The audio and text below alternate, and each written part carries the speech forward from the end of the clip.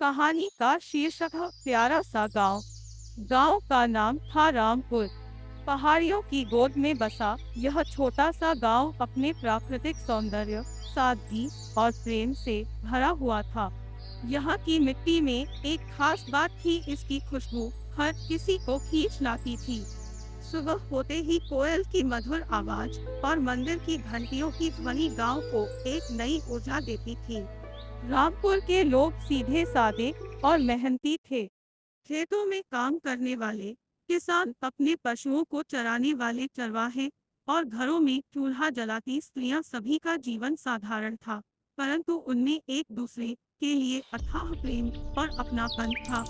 इस गांव में एक लड़का था, अर्जुन। वह 10वीं कक्षा में पढ़ता था और अपने माता पिता की इकलौती संतान था। अर्जुन पढ़ाई में होशियार था, लेकिन उसका मन अक्सर खेतों में बैल के पीछे चलने या गांव के पोखर में नहाने में ज्यादा लगता था।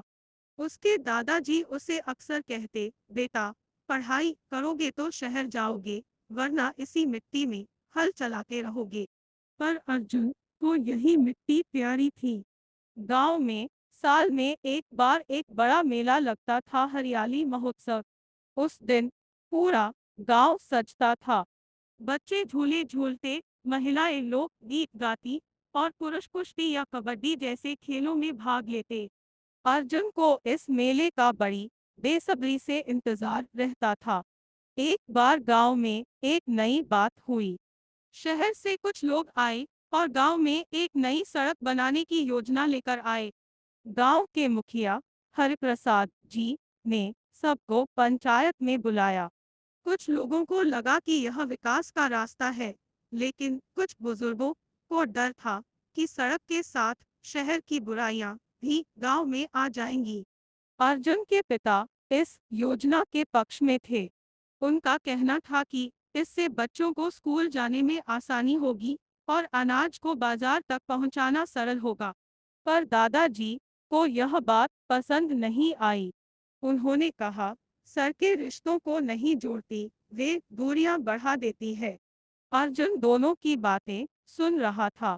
उसे लगा कि दादा जी की चिंता भी जायज है, पर समय के साथ बदलाव जरूरी है। उसने पंचायत में खड़े होकर कहा, हम बदलाव से डरे नहीं, पर अपनी संस्कृति और अपनापन न खोएं। अगर सड़क बनती है, तो हमें अपने बच्चों को यह सिखाना होगा कि गांव की मिट्टी ही हमारी असली पूंजी है। अर्जुन की बात सबको पसंद आई। गांव वालों ने मिलकर निर्णय लिया कि सड़क तो बनेगी, लेकिन गांव की परंपरा और एकता को बनाए रखा जाएगा। कुछ महीनों बाद सड़क बन गई। अब गांव के लोग आसानी से शहर जा सकते थे, डॉक्टर गांव आने लगे और स्कूल में भी नए शिक्षक आने लगे। पर खास बात यह थी कि गांव के त्योहार, मेलों और रीतियों में कोई कमी नहीं आई। अर्जुन की तरह कई बच्चे पढ़ लिख कर गांव के लिए कुछ करना चाहते थे। अर्जुन ने बाद में कृषि विज्ञान में पढ़ाई की और गांव में ही एक आधुनिक खेती केंद्र खोला, जहां वह किसानों को नई तकनीकें सिखाने लगा। उसके दादाजी, जो पहले बदलाव के विरोधी थे, अब गर्व से कहते, मेरा पोता मिट्टी से जुड़ा भी है और समय से भी। गांव रामपुर अब भी वही था, सुंदर, शांत और सादगी से भरा। पर अब उसमें विकास की रफ्तार भी थी। अर्जुन की तरह कई युवा गांव को छोड़कर शहर नहीं गए, बल्कि गांव को ही बेहतर बनाने में जुटे रहे। मूल संदेश है, यह कहानी हमें यह सिखाती है कि परंपरा और प्रगति एक साथ चल सकती है, बशर्ते हम संतुलन बनाए रखें और अपनी जड़ों को न भूलें। अगर आप चाहें तो मैं इस कहानी का पीडीएफ या स्कूल प्रोजेक्ट के लिए सजाया हुआ संस्करण भी तैयार कर सकता हूँ।